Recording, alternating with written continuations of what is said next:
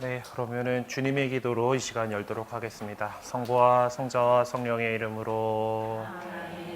하늘에 계신 우리 아버지의 이름이 거룩히 빛나시며 아버지의 나라가 오시며 아버지의 뜻이 하늘에서와 같이 땅에서도 이루어지소서. 오늘 저희에게 일용할 양식을 주시고 저희에게 잘못한 일을 저희가 용서하오니 저희 죄를 용서하시고 저희를 유혹에 빠지지 않게 하시고 악에서 구하소서. 아멘. 성부와 성자와 성령의 이름으로. 아멘. 네, 한 주간 잘 지내셨습니까? 네. 어느덧 수업은 마지막 시간입니다. 네, 오늘 수업 끝내고 다음 주에 이제 종강 미사로 이제 마무리 짓게 되는데 한 학기 쫓아오실만 하셨습니까? 그래서 네, 그래야 잘 그렇게 해와 주셔서 감사드리고 오늘 또 마지막 시간 이렇게 나가 보도록 하겠습니다. 이제 오늘은 이제 헬레니즘 시대를 다루게 됩니다. 네. 뽑아놓은 이 사진, 요거는 이제 예루살렘 어딘가 벽에 새겨놓은 거라 그러는데 예루살렘이 이제 로마인들한테 털리면서 이제 그 성전 기물들을 이렇게 가져갔었다 뭐 이런 거를 기록해 놓은 거라고 합니다. 아무튼 이 헬레니즘 시대에 이제 이스라엘 유다 사람들은 많이 좀 어려움들을 겪게 됐죠. 일단 그 과정을 따라가 보도록 합시다. 우리가 지난번에 페르시아의 지배 밑에서를 다 못 나갔기 때문에 네, 교재에서 이제 158쪽에 성전 재건 후 유다의 상황부터 이제 계속해서 나가도록 합시다.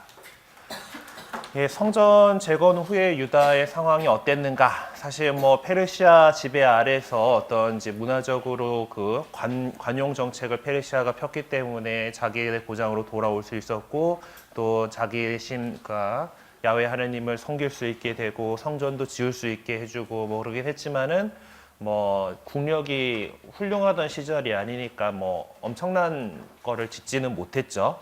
네, 그래서 아마 이제 헤로데 임금이 증축하기 전에 헤로데 임금이 지은 성전도 여전히 두 번째 성전이라고 얘기를 하는데 그 전에는 주르바벨이 건설했을 때 한번 요 정도 뭐 되지 않았을까 뭐 그런 상상도들이 이렇게 있습니다. 어쨌든 뭐 이 성전을 이렇게 지어 놨는데 이제 뭐 어떻게 돼가는가를 좀 보도록 하죠. 기원전 515년경에 이제 성전이 완공된 후 70년 전 동안 뭐 그 어떤 일이 있었는지 잘 알려져 있지는 않습니다. 일단 뭐 이제 다시 와가지고 이렇게 하긴 했는데 유배 전에는 이제 예루살렘이 이따시만하게 큰 도시였는데 갔다 와가지고는 다시 이제 요만큼밖에 이제 도시를 만들지 못했어요. 그만큼 도시가 이제 파괴되고 난 다음에 많이 수그러들었다라는 거죠.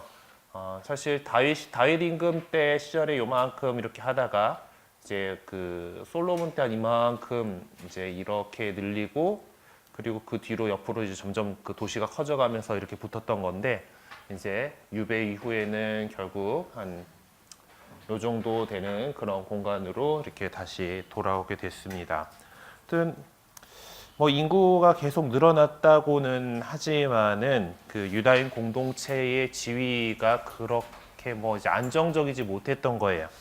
왜냐면 일단은 뭐 이제 뭐 유다라고 이렇게 지역을 이렇게 됐지만 일단 사마리아의 사마리아 관리 속주에 해당하는 지역이었습니다. 그래서 사마리아가 이 근처에서 중심 도시였고 여전히 그래서 이제 페르시아에서 파견한 관리들이 그래서 사마리아에서 이제 유다인들이 예루살렘에 있는 공동체에 대해서 이제 갈등이 이제 생기게 되는 거죠. 뭐 세금도 무겁게 부과하고 또 권력을 휘두르고 횡포를 부리는 이제 그런 이제 사마리아의 여러 가지 유다인 뭐 이제 지금 유다 내정에 관한 것들이 돌아온 다음에 대사제들이 하긴 했는데 그들이 뭐 이렇게 잘 하지 않고 이렇게 횡포를 부리는 것들을 갖다가 사마리아에 있는 페르시아 관리들이 잘 관리 감독을 안 한 거죠. 뭐 별로 이제 그런 것들을 그리고 또 사마리아 역시 유다에서 그들이 갖고 있는 특권을 빼앗으려고 시도하는 유다인들에 맞서서 기회 있는 대로 이제 유다인들과 페르시아 사이에 말썽이 생기도록 이렇게 책동을 했던 겁니다. 그리고 유다인들은 또 에돔을 비롯한 인근 다른 종족들과도 긴장 관계에 있었죠. 그래서 뭐 유다인들의 종교적, 정신적 상황도 썩 좋지는 않았던 것으로 보입니다. 완성된 성전이 이제 유다인들에게 집회 장소였고 예배 공동체로서의 지위가 다시 생기긴 했지만은 유다인들은 여전히 종교적으로 해이해져 있었고 윤리적으로도 썩 바르지 못한 올바른 생활을 하지 못했던 거죠.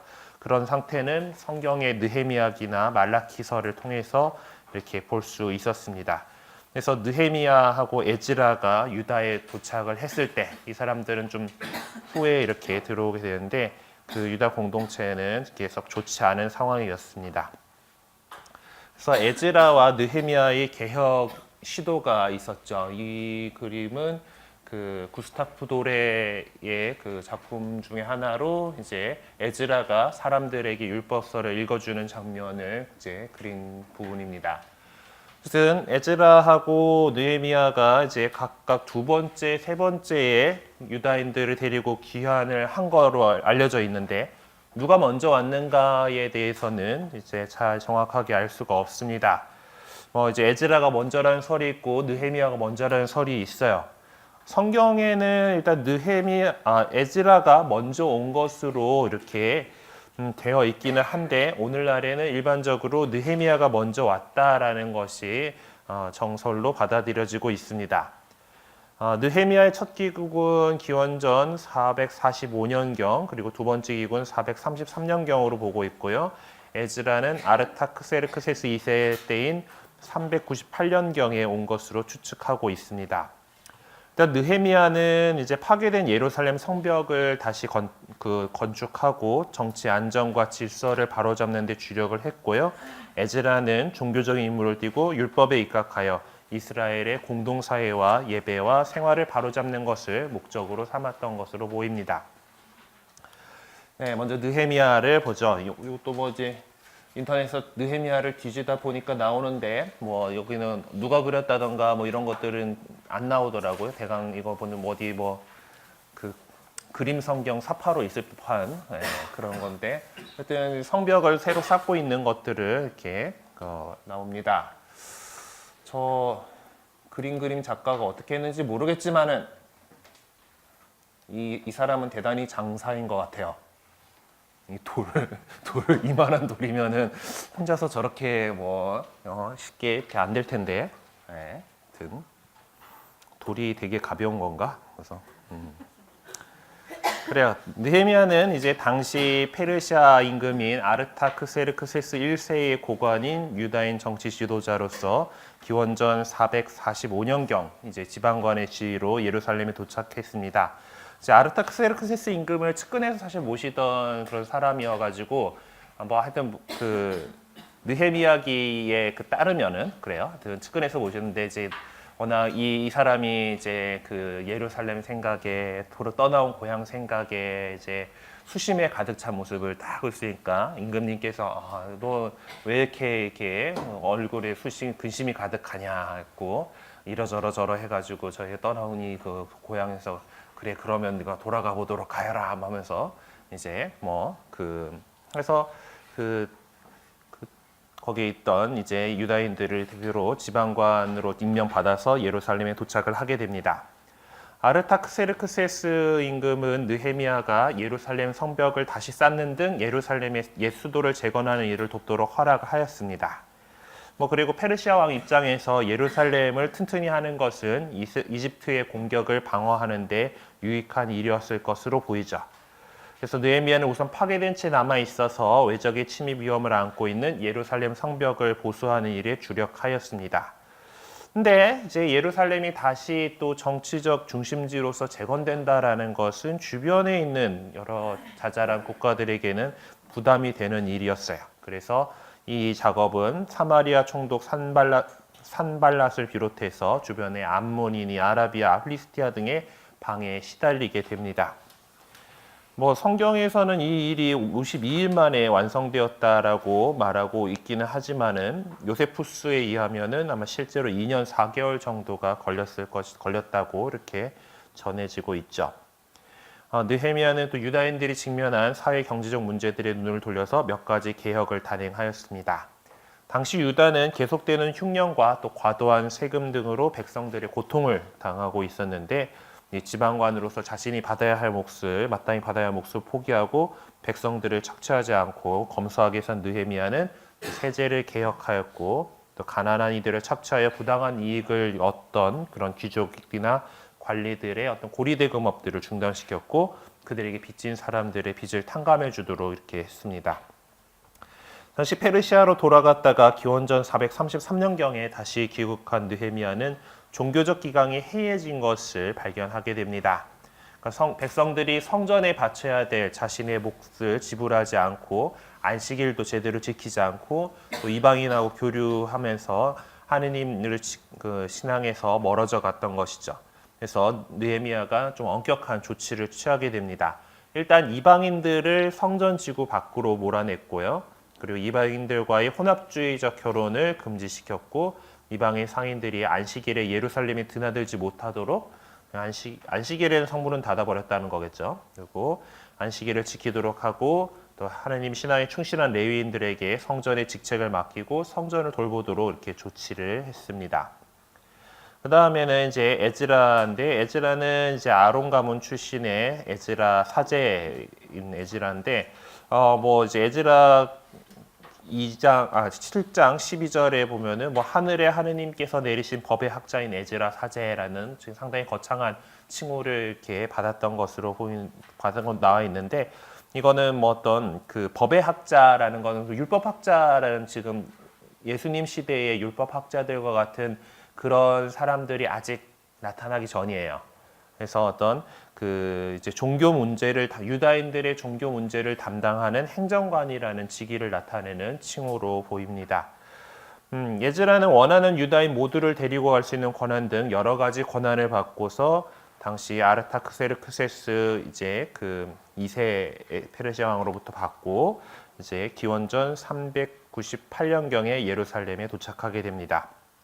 에즈라가 중요한 거는 그 바빌론의 이제 그 성전의 모든 기물들이 다 이렇게 거기 가져가 버렸잖아요. 그 뺏겼잖아요. 그 안에서 이제 율법서를 찾아가지고 이제 그것을 갖고 이제 와서 유다 백성들에게 그것을 이 율법서가 이제 어떤 것이냐, 어떤 내용인지 우리가 어떻게 살아야 되는지에 대해서 가르쳐 줬다라는 거예요. 그래서 에즈라에 대한 그림은 사람들이 많이 이렇게 서 있는데 이렇게 율법서 두루마리를 들고서 이렇게 사람들에게 이야기해 주는 그림이 제일 많이 찾아집니다.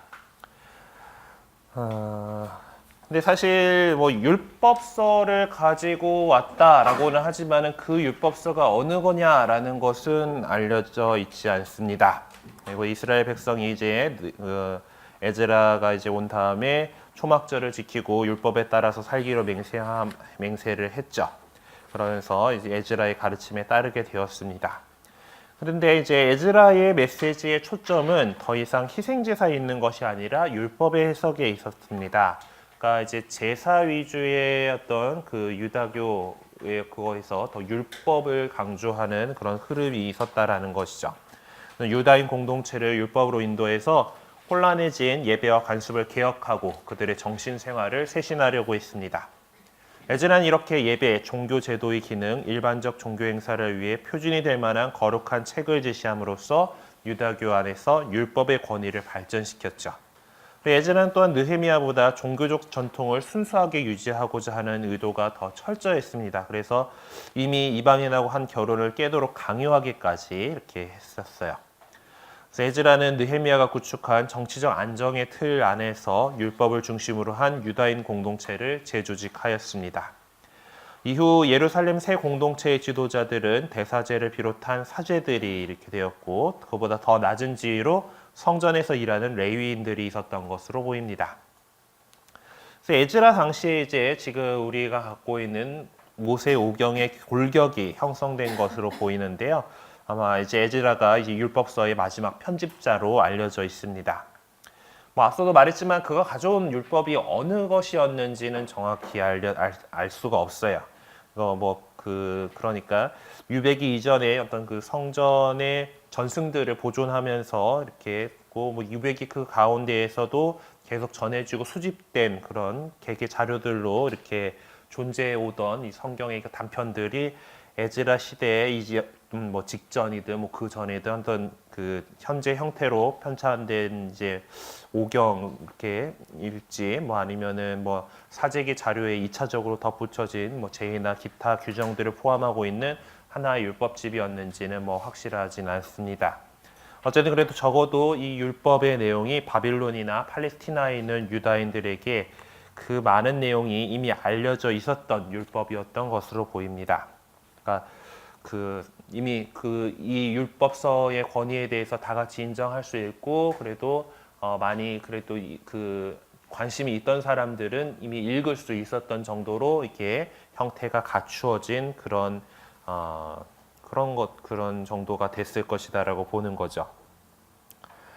어쨌든 오경은 이제 에즈라 시대 직후에 신앙과 신앙 실천의 규범적인 준칙으로서 지위를 얻었기 때문에 뭐 에즈라가 이미 완성되어 있는 율법을 갖고 있었다라고 생각해도 별 무리는 없을 것 같습니다. 그리고 이 이후에 에즈라 이후에 이스라엘 백성에게 율법은 거의 절대적인 의미를 지니게 되었고 그들과 다른 민족들을 구별짓는 하나의 중요한 표시가 되는 거죠. 이스라엘이 뭐 비록 국가 체제 없이 흩어져 있는 그런 상황이 오더라도 이 사람들은 이 율법 공동체로서 존속하게 되는 겁니다. 자신들이 나름대로 율법을 지키고서 자신의 정체성을 계속해서 지켜나갈 수 있게 된 거죠. 그래서 유배 후기에 이제 유다이즘이 이제 생겨나게 됩니다. 그리고 방금 지금 율법이 어떻게 다 완성이 돼 있느냐 말았냐 이런 문제들이 나오는 것처럼 이제 그 시기에는 이제 경전이 이제 형성이 되어가는 그런 시기였습니다. 이 성경이 이제 체계적으로 이제 어떤 책으로 뭐 이제 그 당시에는 이제 지금과 같은 요 형태는 아직 발명이 안 됐을 때니까 이런 두루마리로 이렇게 뭐 하긴 했겠지만은 각각의 권이고 이런 그것들이 좀 편집이 완료되고 이제 좀 마무리되어 가던 시절이었습니다.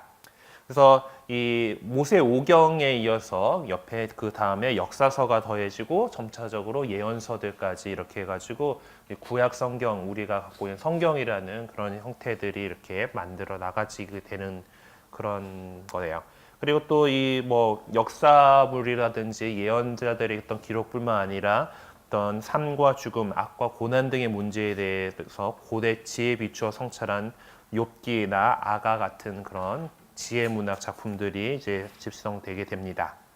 그리고 유다적인 것에 편중되는 사상에 도전하는 또 다른 사상의 경향들을 볼 수 있는 책으로서 룻기나 요나서 같은 것들이 이제 성경으로 채택이 됐는데 이것들은 이방인들에 대한 이야기잖아요, 그렇죠? 룻도 이제 이방인 모압 처녀가 아니지 이제 며느리가 이제 유다인 시어머니 끝까지 따라와가지고 와서 이제 유다 땅에 다시 돌아와가지고 이렇게 결국 또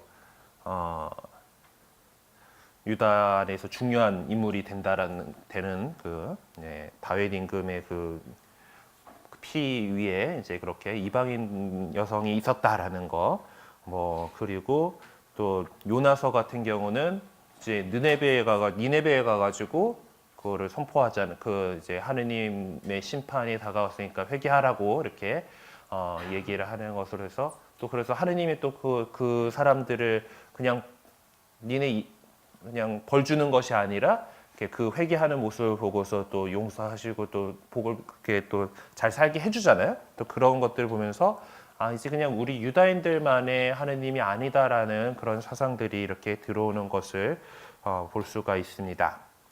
그렇다고 해서 뭐 경전이 아직 확정된 것은 아니에요. 구약 성경의 목록이 정확하게 확정되는 것은 유다교 안에서 구약 성경이 완전히 확정되는 것은 예루살렘이 이제 그 로마 군대에서 이제 파괴된 기원 후 70년 이후인 73년에 얌니아라는 곳에서 이제 랍비들이 모여가지고 회의를 거쳐서 39권의 그 히브리어 성경이 정말 성경이다라고 이렇게 정한 것이 그렇게까지 좀 상당히 후대가 됩니다. 그래서 아직까지는 이 시대에는 아직 요 어느 거가 확실하게 성경임 하고 이렇게 성경에 해당하는 작품이다라고 딱 이렇게 정해지지는 않았어요. 한편 이 시대의 이스라엘 백성의 언어는 이제 히브리어가 아닌 아람어가 이제 주요 언어, 생활 언어가 됩니다. 그래서 아람어는 오랫동안 상업이나 외교 용어로 사용되었어요. 그리고 히브리어는 이제 종교적인 언어로만 남게 됩니다. 네, 그래서 그 히브리어로 쓰여져 있는 이 성경 경전들을 갖다가 사람들이 아람어를 주로 일상언어로 사용하니까 이것들을 풀이해 줄 필요가 있게 됐죠. 그래서 나타난 것이 타르굼이라고 하는 문학 양식들입니다. 그래서 이렇게 해서 이제 이 시절부터 성경이 이제 점점 체계를 갖춰가는 시기가 됐습니다. 네, 다음은 이제 그리스의 지배를 밑에서 이렇게 헬레니즘 시대를 이렇게 찾아보도록 합시다.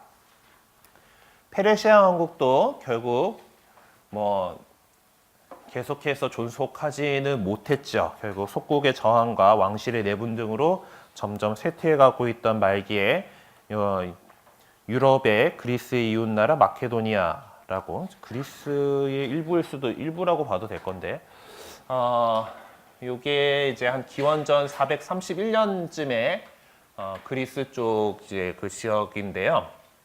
마케도니아가 여기쯤이고 이제 그리스에 있는 그 반도가 여기잖아요. 그래서 아테네가 여기고 스파르타가 여기고, 이제 빨간색이 이제 스파르타를 비롯한 펠로폰네스 그 연맹 이렇게 있고, 이 노란색이 이제 아테네의 어떤 그 같이 좀 영향력이 있던 그런 지역들입니다. 하여튼 페르시아가 여기 이렇게 아직 이렇게 있고, 하여튼 여기 있던 마케도니아라는 나라가 이제 커지기 시작해요.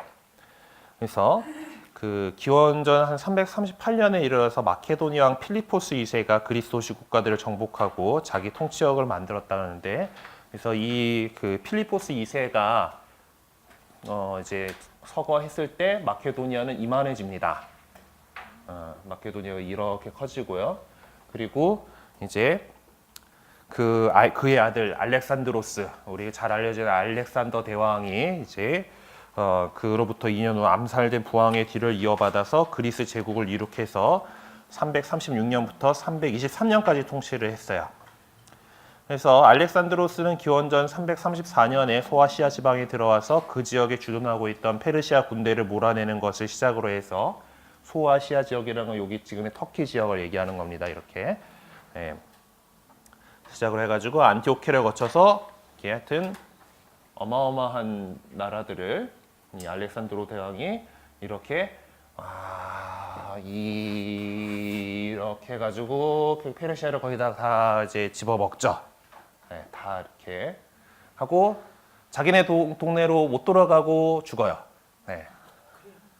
젊은 나이 32살에 죽어요. 열병에 걸려갖고 이제 근데 어쨌든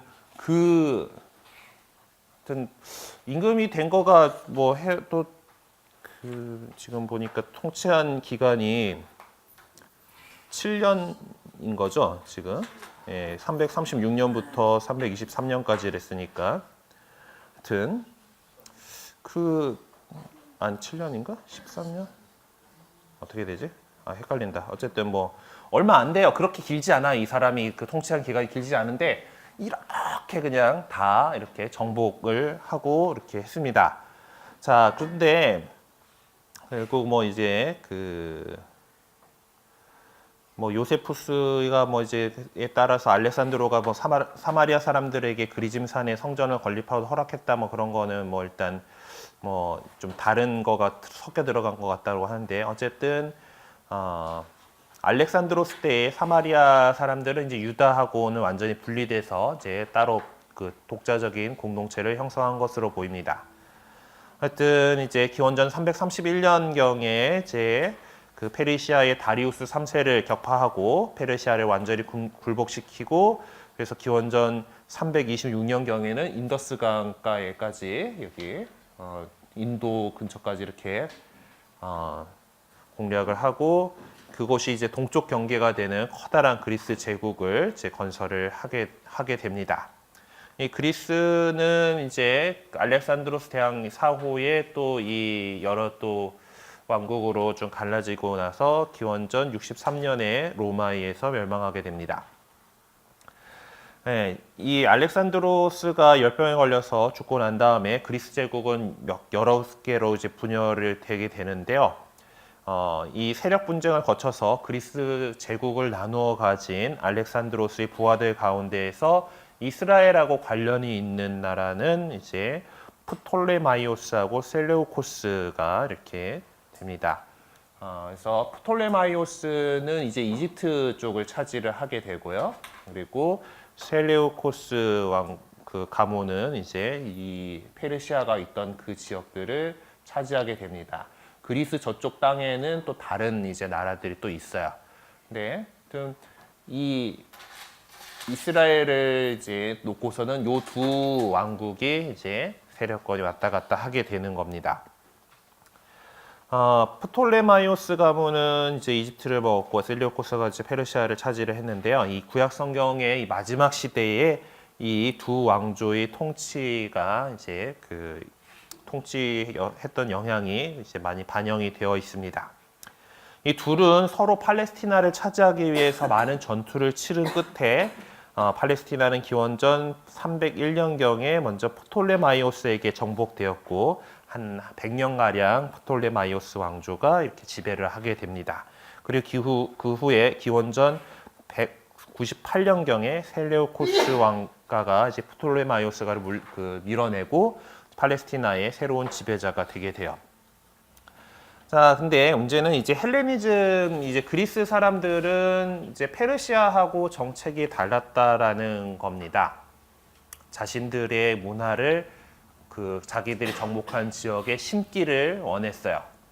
특히 우리가 잘 알고 있지만 또 그리스 문화가 또 찬란하게 꽃피웠던 그런 문화 가운데 하나이기 때문에 또 이 헬레니즘이 갖고 있는 영향이 많이 컸습니다.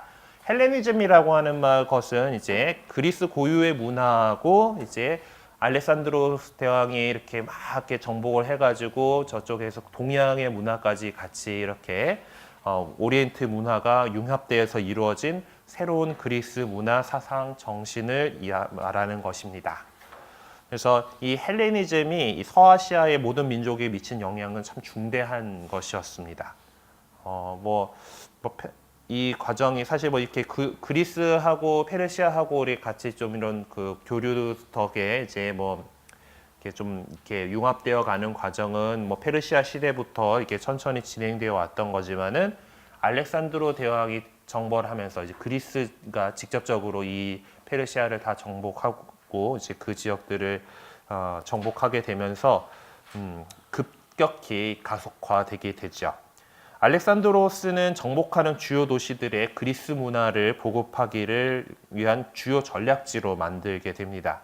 그래서 기원전 323년경부터 63년까지를 헬레니즘 시대라고 얘기를 해요. 그러니까 그 헬레니즘 문화를 갖고 있던 이제 마케도니아로 출발한 이 그리스 제국이 로마에게 멸망당한 기원전 63년경까지를 헬레니즘 시대라고는 하지만은 그 이후에도 헬레니즘 문화가 계속해서 로마에 영향을 미치게 되고, 그리고 이 소아시아 지역이나 이런 쪽에서는 계속해서 그리스어가 국제 공용어로서의 지위를 차지하고 있을 만큼 로마가 자신들이 그리스 문화를 받아들이면 받아들였지 자기네 문화를 더 많이 심거나 그러지는 못했어요.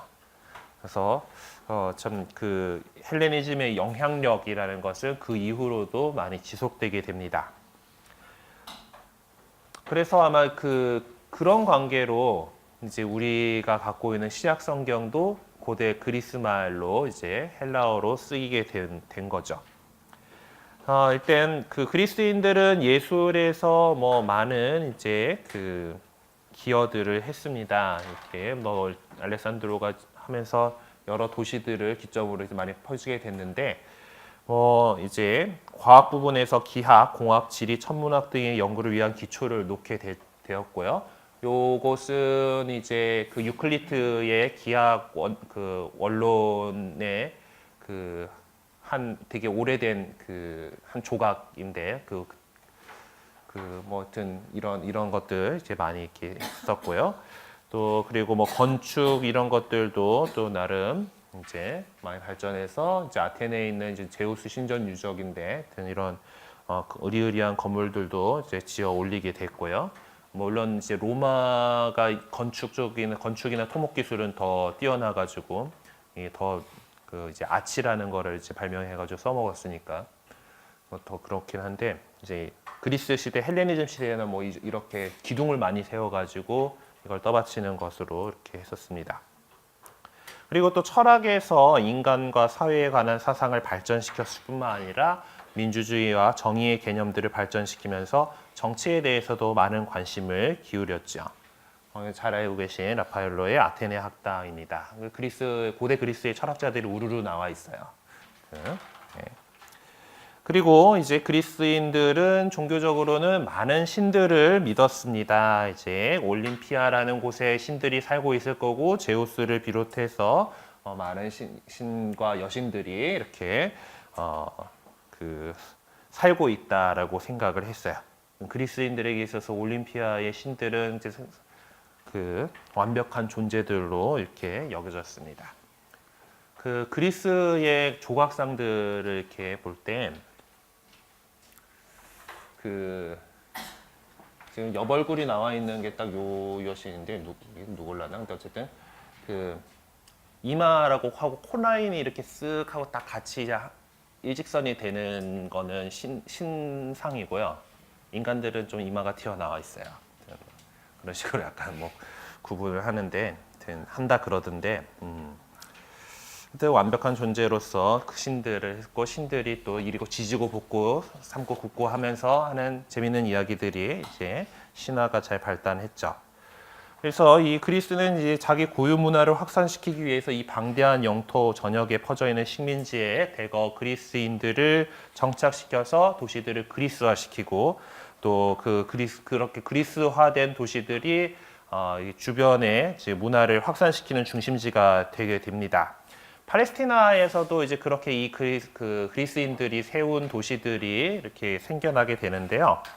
요게 이제 주석 성경에 있는 마카베오 시대의 팔레스티나 지도인데, 요한에서도 보면은 여기 나오는 세바스타, 필라델피아, 프톨레마이스, 필로테피라, 스키토폴리스 같은 그런 도시들 얘기를 하는데, 요한에도 보면은 프톨레마이스라는 도시 보이고, 필로테리아도 보이고, 스키토폴리스 뭐 이렇게 해서 그 그리스식 이름을 갖고 있는 도시들이 이렇게 생겨나게 돼요.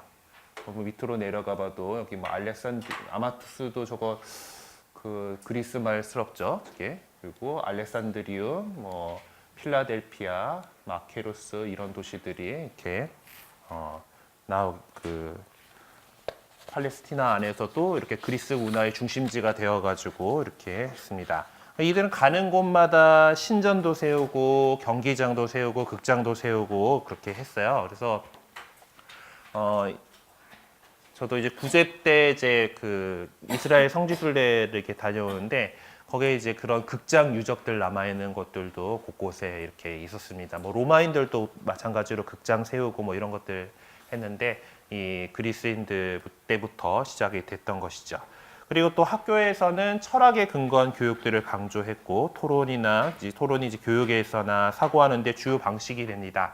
그러니까 헬레니즘이 어떤 그런 문화가 급속히 전파되었고, 그리고 그리스어가 이제 문명 세계의 공통어가 되어서 또 많이 일상생활에서 사용하게 되었죠. 예전에 페르시아 같은 경우에는 자기들 페르시아의 문화나 종교를 그 정복한 나라에다가 강요하지는 않았잖아요.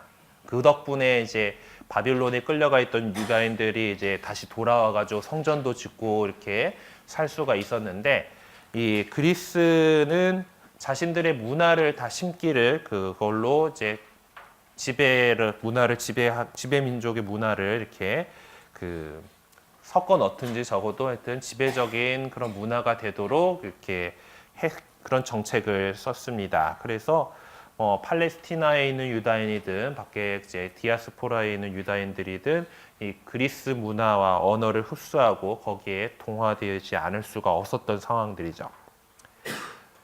그래서 이제 이 두 왕조가 이제 번갈아가면서 했는데 처음에는 이 프토레마이오스 왕국이 먼저 이제 이 지역을 장악을 하고 있게 됐죠. 프톨레마이오스 왕조가 팔레스티나를 통치하던 100여 년 동안에는 뭐 그렇게 큰 변화가 있지는 않은 편이었습니다. 프톨레마이오스 왕조는 페르시아 시대의 그 행정 조직을 그대로 유지했고요. 유다인들도 어느 정도 자치권을 인정받을 수 있었던 것으로 보입니다. 이 시기에 유다인들과 관련해서 주목할 만한 일은 이 이집트에 세운 알렉산드리아라는 도시예요. 그곳에 이제 규모나 경제력이나 지역 면에서 강력한 유다 공동체가 성장했다라는 거죠. 알렉산드로스는 한 여기 해안가 어딘가 있는 도시인데 고대 알렉산드리아를 상상한 그림이에요. 이건 사실 어쌔신 크리드라고 하는 게임의 한 장면인데 네, 알렉산드리아에 있었던 그 거대한 등대를 배경으로 이렇게 이런 도시가 있었을 거예요. 뭐 이런 세계 불가사의 중에 뭐 하나로도 되는 제가 전에 이제 어떤 뭐 문명의 발전들 얘기하면서 시드마이어 문명이라는 게임 얘기도 했었잖아요.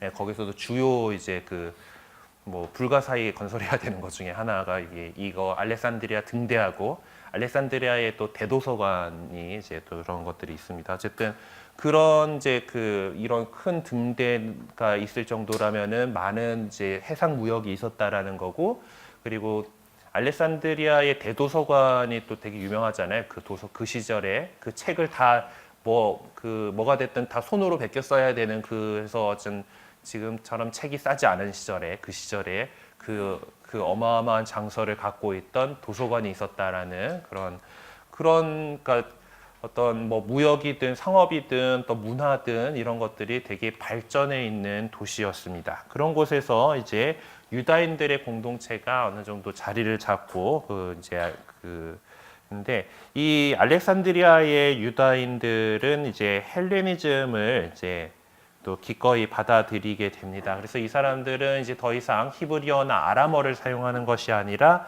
이제 그리스어가 그들의 주 언어가 된 거예요.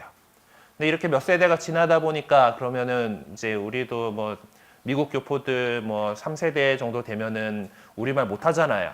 네, 그래서 히브리 말을 영 못하는 이런 세대가 돼가지고 이제 성경을 갖다가 번역을 해야겠다라는 그런 상황에 들게 됩니다. 그래서 그 당시 한 기원전 3세기경에 되는데 70인형 성경이라고 하는 이제 성경이 번역이 나오게 돼요. 뭐 이때 뭐 전설에 의하면은 72명의 랍비들이 이제 각자 번역을 했는데 그 번역이 완벽하게 똑같았다라는 그런 전설이 내려오고 있는 그런 건데 뭐 그건 조금 과장된 것 같긴 하고요. 하여튼 그 구약 성경의 번역이 이렇게 나오게 됐습니다.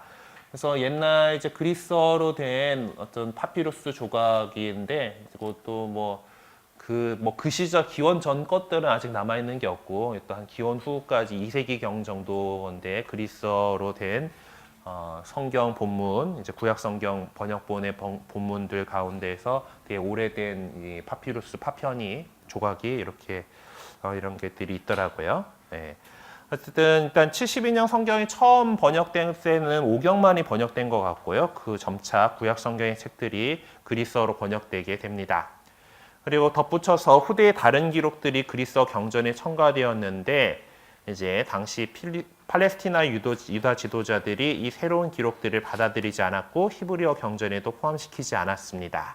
그래서 가톨릭과 개신교가 성경 권수가 다른 이유가 여기서 나오게 됩니다.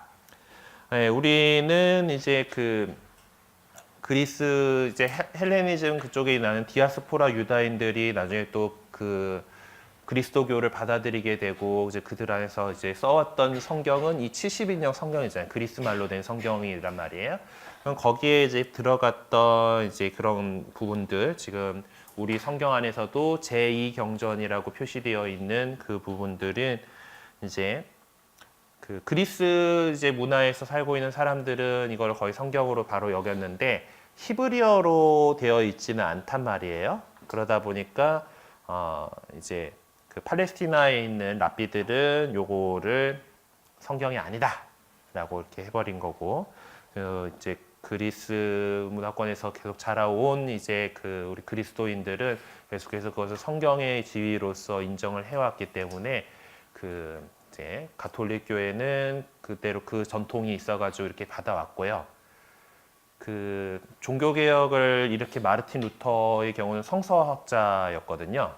그래서 이제 원문에 대해서 알고 있고, 그렇다면은 한번 번역된 거에서 중역하는 것보다는 원문이 더 확실하다라는 걸 알잖아요. 학자들은 더 그거에 더 집착하게 되고, 그래서 히브리어로 되어 있는 성경만이 제대로 된 성경이다라고 해가지고 마르틴 루터가 이제 그 유다인들이 사용하는 것과 마찬가지로 구약 성경이 39권으로 이렇게 정했어요. 그래서 거기에 대한 그 반론으로 우리 가톨릭 교회는 70인역의 전통에 따라서 46권이다 하고 이제 트리엔트 공의회 때 구약 성경 정경 목록을 가톨릭 교회는 확정 짓습니다. 네, 그 우리는 이거 그냥 전통적으로 그 46권이 그 그냥 관습적으로 이게 구약 성경이었어라고 구약 성경이야라고 이렇게 하고 있고, 뭔가 이거 구약 성경임 하고 땅땅땅 한 적이 없어요. 그런데 이제 유다교에서 먼저 39권을 갖다가 이제 히브리어로 있는 그것만을 딱 이제 구약 성경이다라고 이렇게 정한 거가 기원 후 70년, 그리고 더 후대의 기원 후 16세기에 루터가 종교 개혁을 하면서 프로테스탄트에서 구약 성경은 히브리어로 된 것만 구약 성경임 하고 딱 이렇게 정했고, 너 맘대로 그런 거 정하냐? 가톨릭은 46권 다 성경이다 하고 이게 딱그 법적으로 이렇게 정한 거는 그렇게 됩니다. 정경화 작업이라는 게 좀 많이 그렇게 됐어요. 하여튼 그래서 이제 이 그리스어 성경은 이제 신약 시대에 들어와서 이방인 출신이 많았던 초대 그리스도교 교회 신자들에 의해서 채택되고 헬레니즘 세계에 그리스도교를 전하는 데 좋은 수단이 됩니다. 이렇게 잘 번역되어 있는 구약 성경이 있으니까 이제 우리 신약의 어떤 여러 가지 일들, 우리 앞으로 이제 다음 학기부터 이제 신약 성경의 형성 과정을 이렇게 배워 나가시게 될 텐데, 이제 그러면서 이제 사람들한테 교리나 뭐 이제 예수님에 대해서 가르치고 할 때 그 성경이라 갖고 있는 권위가 있잖아요. 이제 그 권위, 그걸 바탕으로 해가지고 이게 예수님을 이렇게 예표하고 있는 거야, 이런 것들을 이렇게 설명을 하기 위해서 구약 성경이 이제 히브리어로만 돼 있었으면은 이렇게 이방계 그리스도인들한테 그 하느님에 대해서 잘 가르쳐주기 어려웠을 텐데, 이미 이때 그리스어로 번역된 성경이 있었기 때문에 그걸 바탕으로 그리스도교를 전파하는 데 좋은 수단이 되었던 것이죠. 자, 그 다음에 셀레우코스 왕조 밑에서는 유다를 봅시다. 그리고 기원전 198년에 이제 셀레우코스 가문의 안티오코스 3세가 프톨레마이오스 가문을 패배시킴으로 해서 팔레스티나는 이제 안티오코스의 손에 들어오게 됩니다.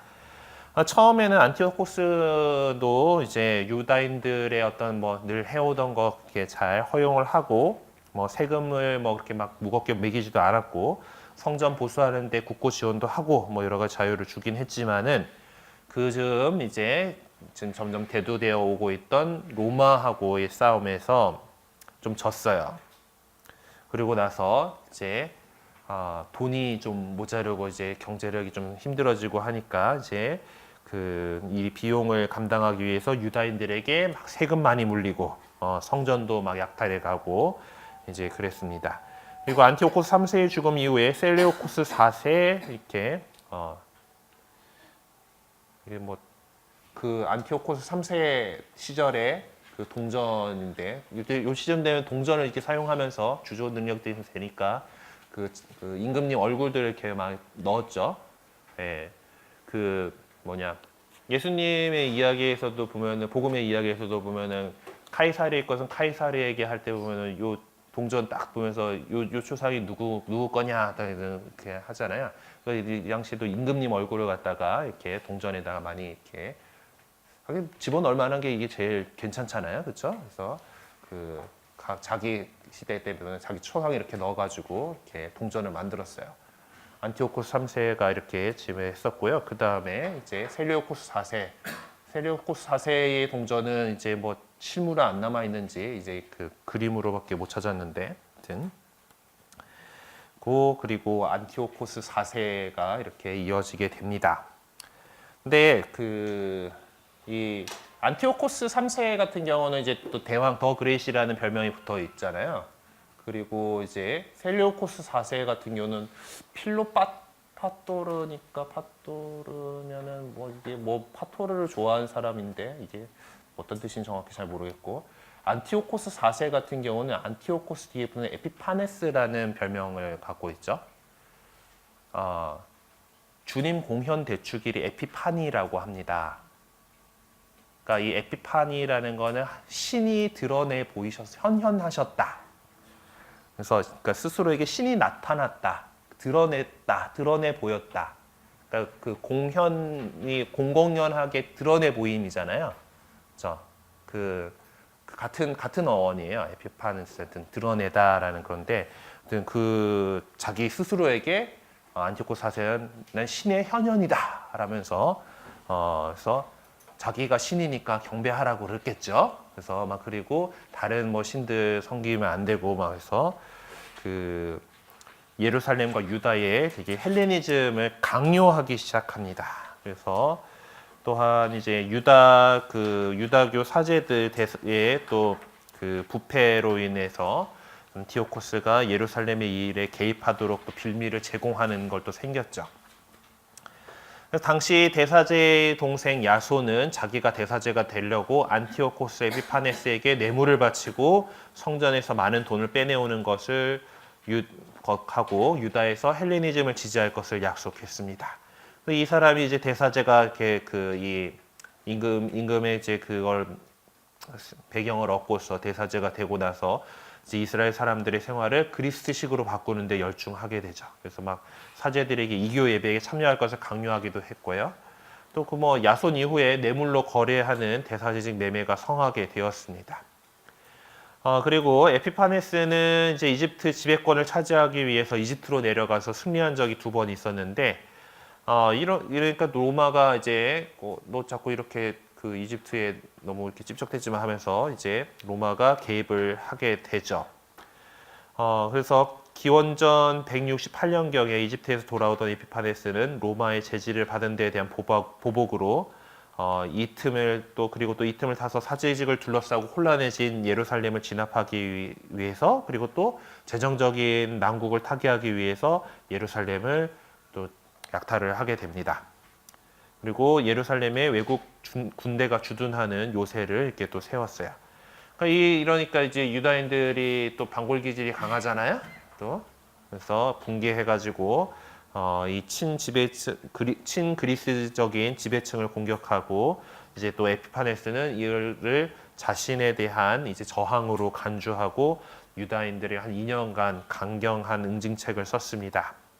그래서 이 강경책에 이제 그리스 제국 내의 모든 백성을 통합하기 위해서 각 민족의 특수한 관습을 제거하고 종교를 그리스 제우스 신 숭배로 단일화해야 한다는 의도도 이렇게 들어 있었어요. 그래가지고 에피파네스가 유다인들이 어떤 종교적 관례를 따르지 못하는 금령을 발하고 유다 종교를 탄압하기 시작했습니다. 그러니까 안식 준수하고 희생제사 지내고 축제 지내고 율법 지내고 할례하고 이런 것들이 다 금지됐어요. 그래서 뭐 사람들 가족 내는 이제 할례 받은 흔적을 지우려고 했다라던가 뭐 그런 것들도 얘기가 나오게 돼요. 그리고 뭐 예루살렘 성전 안에 제우스 제단이 세워지고 막 유다인들에게 금지되어 있는 돼지고기를 이제 그리스 사람들 별 상관 없었으니까 이제 돼지고기만 해서 먹는 이거 먹어야 된다고, 제사 음식 우리 음복하는 것처럼 꼭 거기 그거 집어 먹어야 된다고 이렇게 했어요. 사실 옛날 그 종교에 있어서 고기를 이제 그 짐승을 잡아가지고 보통 살라 바치고 이런 것들 하잖아요. 그래서 그렇게 제사에 바쳐진 음식, 그 제사에 바쳐진 고기가 사람들에게 그 주요한 단백질 공급원이었어요. 그러니까 평소 백성들은 이제 고기를 먹어볼 기회가 별로 없는 거예요. 그 제사 때 뭐 이렇게 해가지고 이렇게 나눠주는 고기 말고는 그런 고기를 먹을 그게 없었기 때문에 사람들에게 있어서 대단히 중요한 그 단백질 공급원이었 그 이교 제사에 그 사람들 제사에 바쳐졌던 고기인데 그러다 보니까 뭐 신약 성경 안에서도 그런 논쟁이 나오잖아요. 이 제사에 바쳐진 저 고기를 먹어도 되느냐 마느냐 뭐 이런 것들 그런 부분들이 이제 해서 뭐 그러니까 못 먹을 건 없지만은 그래도 신앙이 약한 사람들이 걸려 넘어질 수 있으니까 좀 그러지 맙시다라고 바오로사도 그렇게 정리를 하죠. 아무튼 그래요. 네. 어쨌든 이제 그래서 이제 그 유다교의 유다인들의 어떤 생활이 많이 이제 어려워지게 됩니다. 하느님을 이제 믿지 공경하게 믿는다고 할 수가 없으면 그럼 하느님 믿는다 그러면은 죽음 당하고 그랬으니까. 그래서 이러한 상황에 처해서 박해에 굴복하는 유다인들도 있었고 헬레니즘을 또 그렇지만 또 이거 아니다라고 헬레니즘 이 강요에 저항하는 사람들도 있었습니다. 이 저항의 중심은 경건한 사람들이라고 불리는 하시드, 하시드의 복수형의 하시딤 뭐 이렇게 부르는 그런 집단이에요. 그래서 율법에 충실한 사람들에서 그래서 이런 하시딤들이 이렇게 이 헬레니즘 그 지배층에 반발해가지고 이렇게 많이 저항을 했습니다. 이 안티오코스 에피파네스의 박해로 목숨을 잃은 유다인들이 얼마나 되는지는 알 수 없지만은 제법 많았을 것으로 짐작됩니다. 그리고 이스라엘 신앙을 박해하는 그리스도로 인해서 고난당한 유다인들을 격려하기 위해서 주는 메시지로서 다니엘서에 이제 그 셀레우코스의 왕조의 강압적인 조치들, 그리스적인 영향의 침투에 저항하는 이스라엘 사람들의 모습을 볼 수가 있습니다.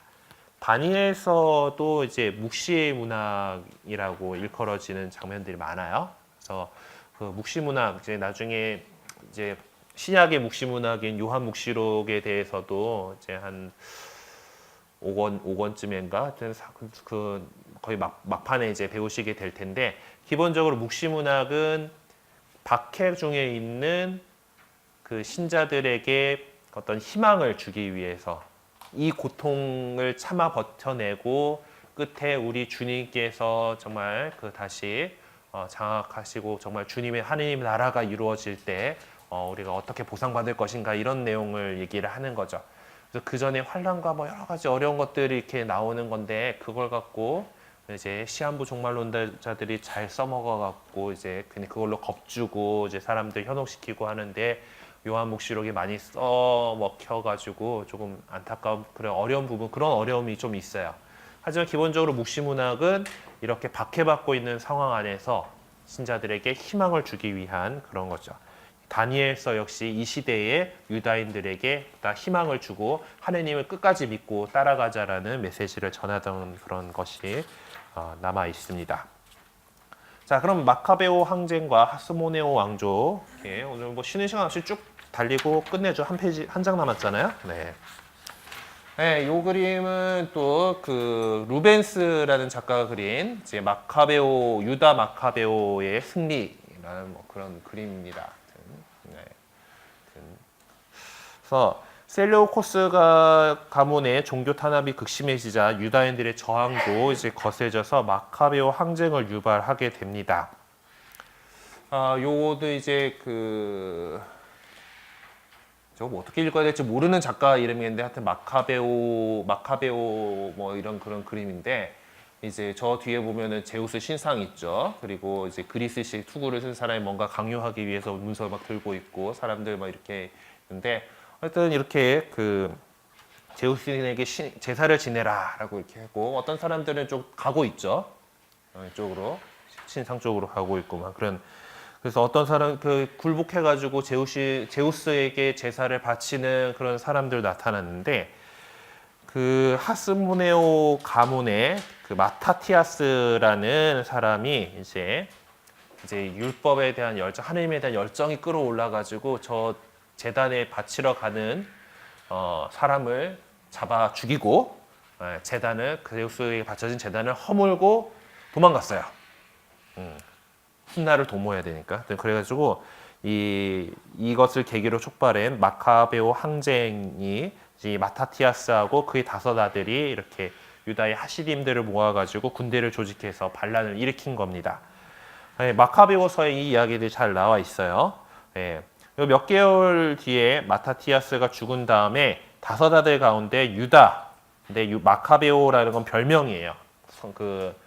성이 아니고 이제 마카베오는 이제 그 쇠망치를 뜻하는 마카에서 유래돼서 쇠망치와 같이 강력하다라는 그런 뜻을 지닌. 그래서 이후에 이제 하스모네오스 가문이 통상적으로 그냥 마카베오가로 이렇게 불리게 됩니다. 유다 하스모네오의 그 별명이었는데 그냥 그게 가문 이름이 돼버려요. 하여튼 그래서 이 유다 마카베오가 지도자가 돼서 항쟁을 이어나가게 됩니다. 그래서 구스타브 도레이에도 그림을 놨는데 이제 또 그 막 뒤에 막 코끼리 떼가 이렇게 있는 이제 셀류코스 왕조의 군대하고 이제 결전을 벌이는 그런 장면을 이렇게 그려놨습니다. 그래서 그래가지고 이겼어요. 셀류코스 왕조의 군대를 격파하고 기원전 164년경에 예루살렘을 차지하게 되고 그 성전에 이미 그 제우스 신전 뭐 이런 것들 때문에 막 그 오염돼 있는 것들 다 이렇게 정화하고 성전 예배 의식을 부활을 시켰습니다. 그러니까 이거를 기념하는 날이 그 하누카라고 하는 이제 유다인들의 축제일이에요. 요즘 있는 것 같던데 이쯤 되는 시기에 하는데 그래서 이제 유다인들의 종교 관습을 금지했던 법들이 다 철폐되고 종교의 자유가 회복됩니다. 하지만 이제 유다 마카베오의 하스모네오스 가문은 여기 그냥 이렇게 예루살렘을 회복한 것에 만족할 수는 없었고 이제 정말로 제대로 정치적인 독립과 또 그리고 권력이라는 새로운 목표를 설정하게 되죠. 근데 하시드들은 그 종교 자유를 이제 누리는 것에 이거면 됐잖아 라고 나서 더 이상 저항하지를 않습니다. 그러니까 이제 그 어떤 이 저항의 동력이 좀 사라져 버린 거죠. 그러니까 이 지도층은 좀 더 이렇게 해가지고 확실한 국가를 수립을 하고 싶었던 건데 그들의 힘이 됐던 이 하시드들은 종교의 자유 얻었으면 됐지 뭐 이런 정도로 이렇게 했던 것 같습니다. 그래서 이제 이 하시드들이 그 하시림이 후에 이제 바리사이들 그리고 좀 더 이제 세속을 떠나서 살겠다고 하는 사람들은 쿰란 공동체를 비롯한 에세네파로 이렇게 발전하게 돼요. 그리고 그 전에 이제 든 이 마카베오도 이제 대사제 가문이잖아요. 이제 그 유다 마카베오 같이 이렇게 권력에 좀 더 이렇게 그 관심을 갖고 있던 이 사람들은 이제 사두가이를 형성을 하게 됩니다. 하여튼 유다의 뒤를 이은 그의 막내 동생 요나탄이 이제 로마의 외교적인 지원을 얻어서 셀루코스 왕조의 총독 겸 지방장관으로 임명돼서 예루살렘을 장악하게 됩니다. 그러고 나서 근데 또 암살당하고요. 그의 형 시몬이 이제 요나탄의 지위를 이어받는데 시몬은 대사제와는 독립적인 통치자로서 인정을 받게 됩니다. 시몬이 이제 마침내 140년경에 예루살렘에서 외세를 몰아내고 450년 만에 정치적인 독립을 이룩하게 돼요. 그래서 연호를 쓰고, 그러니까 자기 연호를 쓰는 거죠. 공식 통치 연도를 쓰기 시작하고, 자기가 동전 찍어서 그 화폐도 발행하고 이렇게 하면서 이로부터 하스모네오스 왕조가 시작되게 됩니다. 그래서 이 왕위가 이제 세습을 되죠. 그런데 이제 하스모니오스 왕가 이제 근데 유다 마카베오 시절에는 요만큼 예루살렘 주변 정도를 장악했으면은 요나탄 때는 요만큼 됐고 시몬 때 이렇게 좀 늘어나고 그 다음에 점점 해가지고 이 하스모네오스 가문이 멸망하기 전까지는 이만큼을 좀 이렇게 제법 되는 땅을 이렇게 차지하게 되는 그렇게 이제 그 영토를 확장을 하긴 했는데 누가 왔을까요? 로마가 왔어요. 폼페우스가 와가지고 쭉 와서 다 점령했어요. 그래서 폼페이우스가 이제 예루살렘 성전에 이걸 이제 여기 점령하고 그냥 감히 그 보통 이제 어느 종교적인 장소들에 보면은 지성소는 애시간에 존중해가지고 거기까지 침범하진 않잖아요. 이 아저씨는 그냥 들어가가지고 보고는 아무것도 없네 하면서 되게 실망했다더라라는 그런 전설이 전해지고 있습니다. 뭐 그렇게 해가지고 이 유다인들의 독립은 이제 그 겨우 독립을 했는가 했더니 이제 또 다른 큰 제국인 이제 로마의 지배를 이렇게 받게 되는 그런 상황으로 해서 이제 신약 성경의 시대로 가게 되는 겁니다. 그래요. 오늘까지 이렇게 그 구약 시대의 여러 가지 사건들을 쭉 훑어봤는데요. 뭐 혹시 오늘 한 것들에 대해서 질문 있으십니까?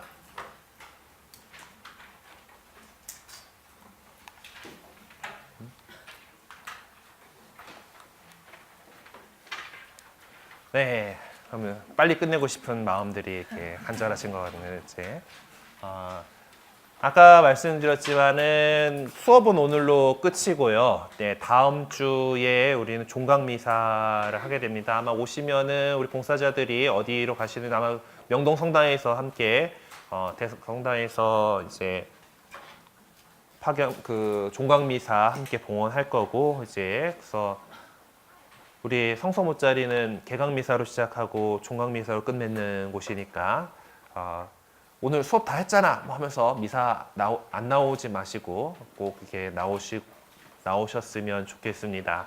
그리고 그날 이제 끝나고 나서 이 자리를 다시 그 미사하고 나서 돌아와서 여러분들한테 입문도 수료증 나갔던가 뭔가 좀 그래도 수고하셨습니다 하고 수료증이 나갈 거예요. 그래서 별일 없으시면은 엄청난 특별한 일이 있지 않으시거든 꼭 이렇게 종강미사에 참여해 주셨으면 좋겠습니다. 그러실 수 있겠죠? 네. 그래요. 다음 주에 이제 기쁘게 우리 종강할 수 있게 해주신 하나님께 감사드리면서 영광송으로 이 시간 마치겠습니다. 성부와 성자와 성령의 이름으로 영광이 성부와 성자와 성령께 상영원히 아멘. 성부와 성자와 성령의 이름으로 아멘. 수고 많으셨습니다.